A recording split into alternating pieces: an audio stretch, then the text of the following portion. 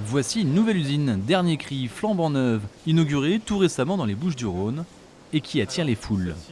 Il s'agit de la première ligne de production de verre photovoltaïque. Du verre qui va donc produire de l'électricité tout en étant transparent ou semi-transparent. On part d'une plaque photovoltaïque de matériau plein qui est déposée sur un substrat de verre qui fait environ 2 mm. Ensuite, le laser va rendre ce substrat semi-transparent. Ensuite, on va récupérer, grâce à deux petites connexions que l'on va déposer sur le côté de la plaque de verre, les électrons dans deux fils qui vont pouvoir être ensuite sortis vers l'extérieur, vers le bâtiment, pour alimenter le bâtiment.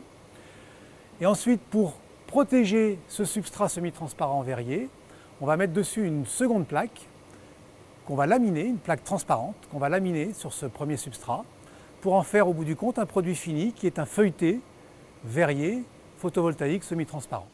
En fonction de la demande, le verre sera plus ou moins transparent. Il produira alors plus ou moins d'électricité. Le marché visé, les façades des bâtiments. Reste à convaincre les porteurs de projets immobiliers. Notre solution, elle permet d'aller vers des bâtiments beaucoup plus performants énergétiquement. On a une grande tendance aujourd'hui vers l'autoconsommation, vers les bâtiments énergie positive.